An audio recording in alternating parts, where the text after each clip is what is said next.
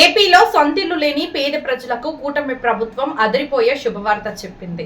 రాష్ట్రంలో ఇల్లు లేని అర్హులైన ప్రతి ఒక్కరికి ఉచితంగా ఇల్లు స్థలాలతో పాటు ఇల్లు నిర్మించుకోవడానికి భారీ ఆర్థిక సహాయం అందించేందుకు ప్రభుత్వం సరికొత్త హౌసింగ్ స్కీమ్ ను ప్రారంభించింది.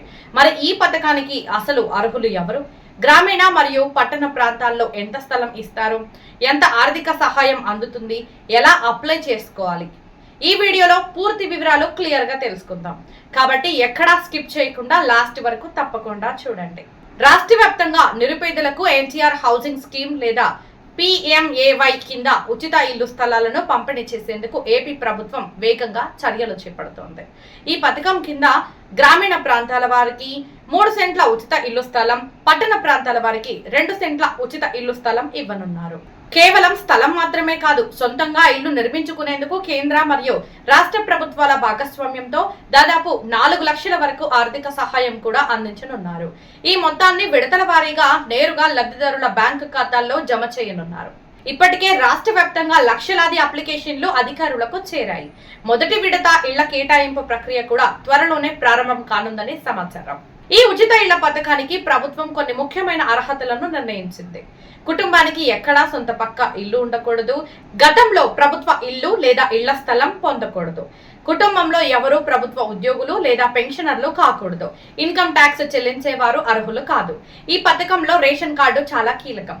రేషన్ కార్డుల్లో ఉన్న వివరాల ఆధారంగానే లబ్ధిదారుల ఎంపిక జరుగుతుంది.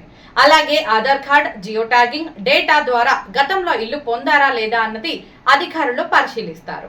మరి ఈ పథకానికి ఎలా అప్లై చేయాలో ఇప్పుడు చూద్దాం. ప్రస్తుతం గ్రామ మరియు వార్డు సచివాలయాల ద్వారా ఆఫ్లైన్ దరఖాస్తులను స్వీకరిస్తున్నారు. మీరు మీ సమీపంలోని గ్రామ సచివాలయం లేదా వార్డు సచివాలయంకు వెళ్ళాలి. అక్కడ ఉన్న VRO, engineering assistant, ward amenity secretary వారిని సంప్రదించాలి. వారు మీకు అప్లికేషన్ ఫారం అందిస్తారు. ఆ ఫారంలో వ్యక్తిగత వివరాలు, ఆధార్ నెంబర్, రేషన్ కార్డు వివరాలు, బ్యాంక్ ఖాతా వివరాలు తప్పులు లేకుండా నమోదు చేయాలి. దరఖాస్తుతో పాటు ఈ డాక్యుమెంట్లు జత చేయాలి.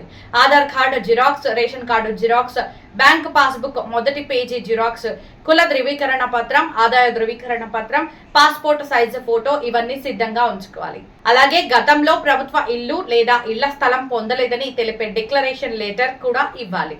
మీరు అన్ని పత్రాలు సమర్పించిన తర్వాత అధికారులు క్షేత్రస్థాయిలో పరిశీలనలను నిర్వహిస్తారు.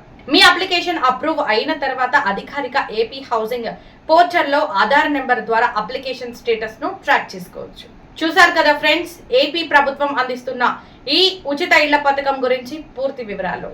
మీకు ఇంకా సొంత ఇల్లు లేకపోతే వెంటనే మీ సచివాలయానికి వెళ్లి ఈ రోజే అప్లై చేసుకోండి. ఈ పథకంపై మీ అభిప్రాయాన్ని కింద కామెంట్ సెక్షన్ లో తప్పకుండా షేర్ చేయండి. ఇలాంటివే మరిన్ని లేటెస్ట్ గవర్నమెంట్ స్కీమ్స్ మరియు బ్రేకింగ్ అప్డేట్స్ కోసం వెంటనే మన DAR ఫోకస్ ఛానల్ ను సబ్స్క్రైబ్ చేసుకుని పక్కనే ఉన్న బెల్ ఐకాన్ ను నొక్కడం మర్చిపోవద్దు.